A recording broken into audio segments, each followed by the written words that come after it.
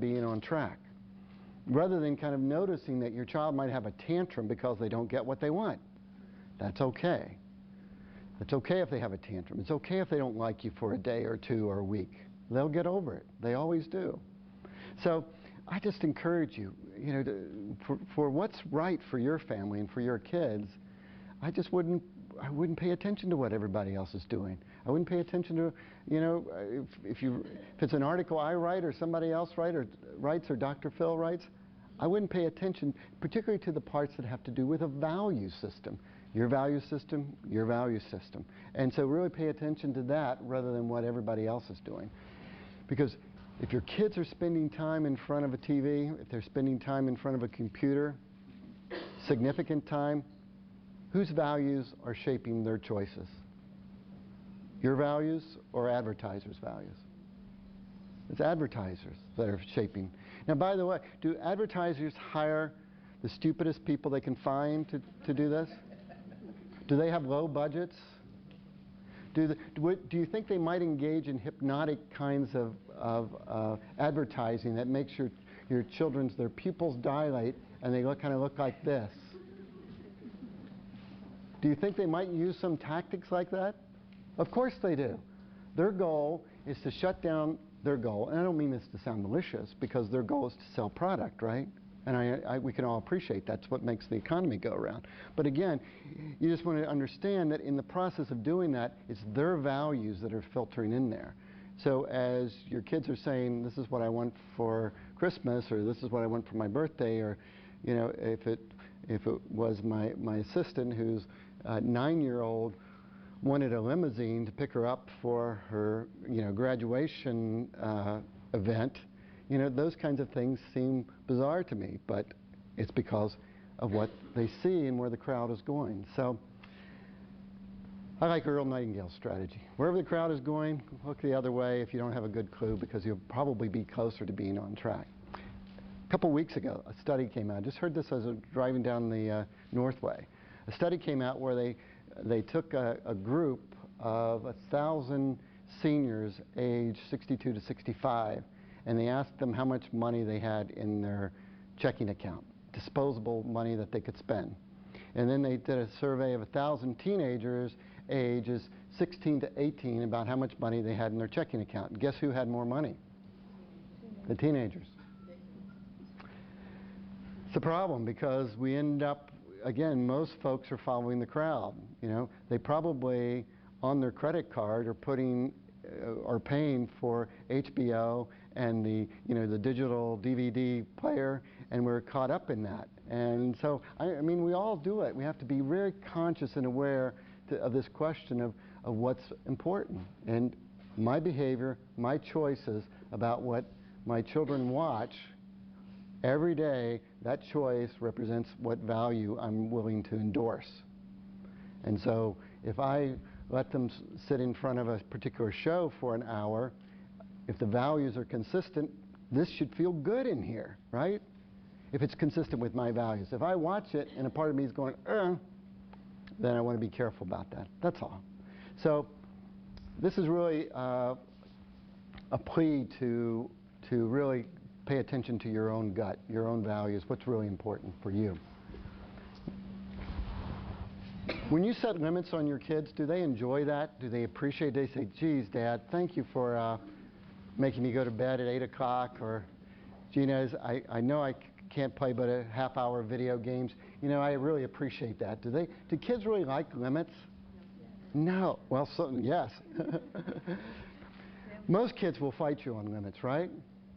And so what happens is that when kids fight, we start to get soft. And that's really the opposite thing that you want to do. The more you feel kids fighting you on limits, probably you're standing right where you need to be standing. How many of you have kids who negotiate with you? So look around. Kids, do you ever see your kids negotiate with the wall? With the chair? Kids only negotiate with parents who do what? Who negotiate back. Kids only negotiate with parents who negotiate. That's the way it works. So you really got to get this thing that there are two parts to this. Part A is where you view the limit as appropriate, that it's a healthy, good limit. This is a good bedtime. This is how much time you spend in front of a tube or a box. This is how much activity we have in our house. You don't play 3 sporting events at once, you know. We can't do 2 travel seasons in a year. Excuse me. Wherever that limit is, you say, this is the limit, and you stick to it. Secondly, if you say this is the limit and your kids don't like it, that's not the time to negotiate. That's the time to stay firm. And so it's very simple. If you want kids to learn to accept limits, what do? You set them. Often use this metaphor. You put fleas in a jar, and you put a little metal top on the jar. And the fleas are sitting there, they're going ting, ting, ting, ting, ting, ting, ting, ting. They're bouncing up against the top of the jar like this, right? Well, we can only imagine in a flea's world, this is not a pleasant experience, right? You know, boom, boom, boom. So even with the size of a flea brain, within a matter of moments, we have smart fleas, because here they are, bouncing away, and it's a nice, silent little jar we have. They're quick learners, right? Well, part of it is, and we'll explain in just a moment, choice and consequence, very tightly connected, right? But let's assume for a moment that here are the fleas. Now, they've learned where the lid is on the jar, right? So I can take the lid off, and do you think they bounce out? Nope, there they are, just right away, honoring that limit. Let's imagine I had moved that lid, that it was moving every day, every moment it shifted a little bit. Every moment the lid just moves up and down a little bit. Would the flea ever get it? Now think about it. That's a flea brain. A flea brain gets it if it's consistent. A flea brain can't get it if the limits keep moving. So you guys got to remember that. It's so simple, right? If this is the limit, and mom and dad can't agree, and so dad's home sometimes it's here and mom's sometimes it's here, and if that's happening a lot, are kids going to be confused about that?